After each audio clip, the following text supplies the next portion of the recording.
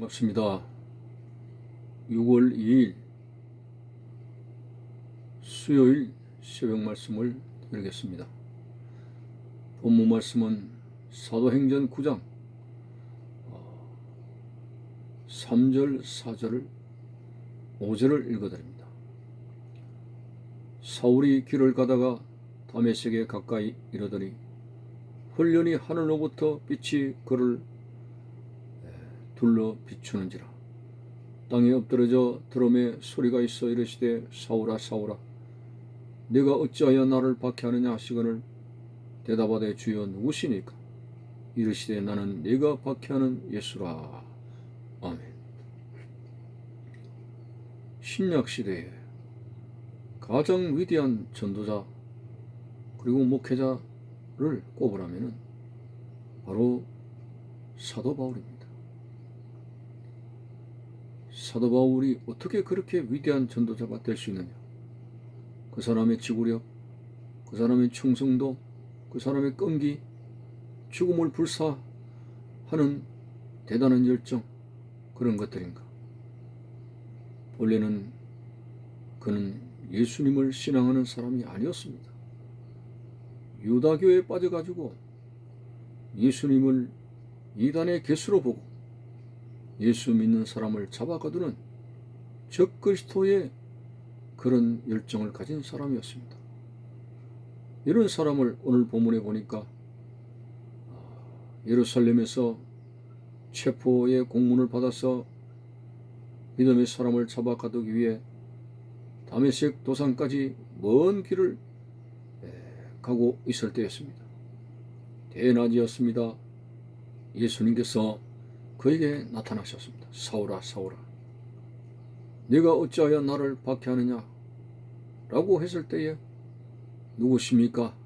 라는 질문과 더불어서 그의 삶이 완전히 바뀌어지게 되고 그때부터 그리스도를 전파하는 그런 평생의 주님을 전파하는 위대한 사역자가 되었던 것입니다.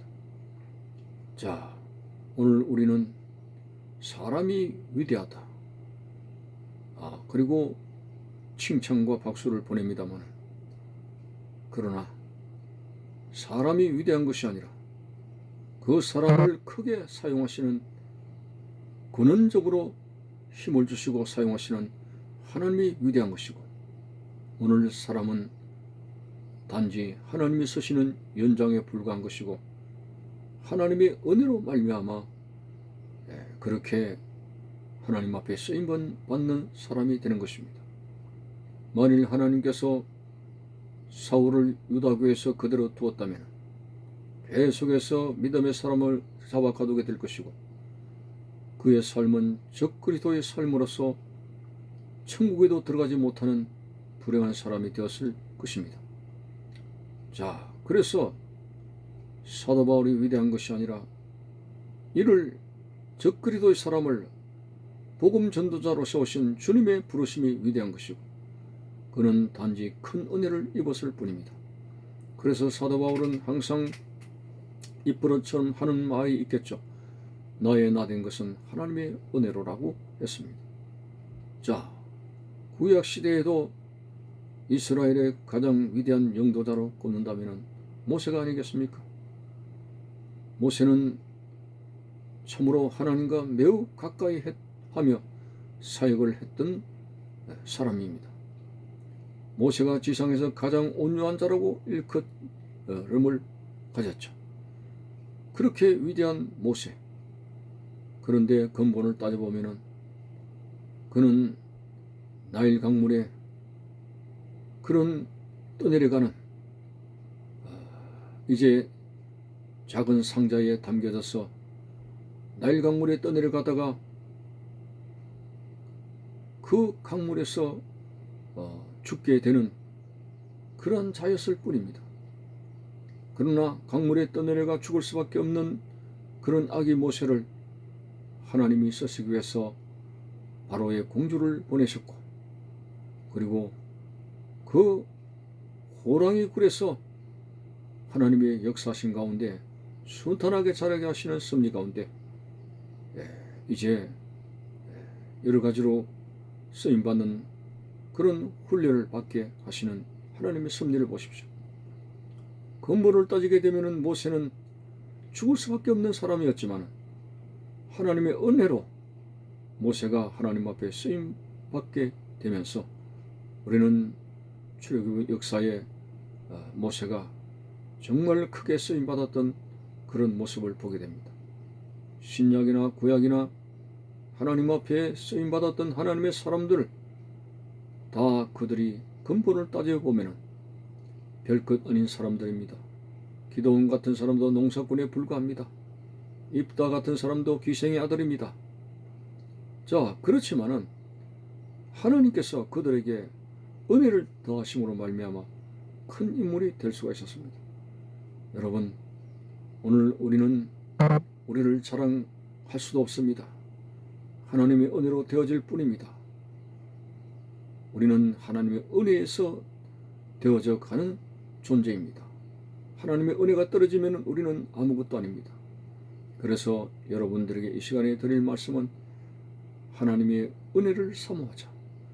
값없이 주시는 하나님의 은혜, 상한 갈대를 꺾지 아니하시고 꺼져가는 심지를 끄지 아니하시는 불쌍히 여기심 속에서 우리에게 베풀어 주시는 하나님의 은혜를 사모하자.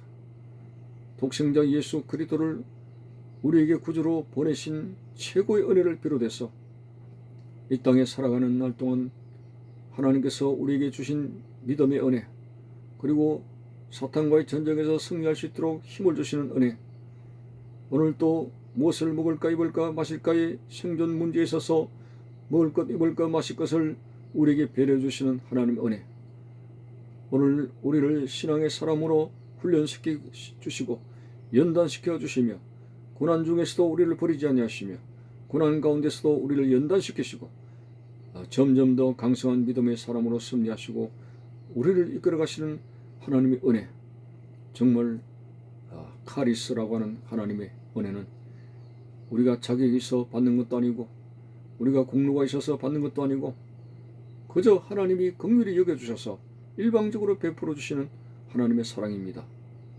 오늘 여러분, 그래서 사도 바울은 인간적으로는 자기 자랑할 것 많다고 했습니다. 가말리엘 문화에서 공부한 석학이고 그리고 바리새인이고 히브리인이며 로마인의 시민권을 가졌다는 인간적인 자랑거리가 많았다고 했습니다.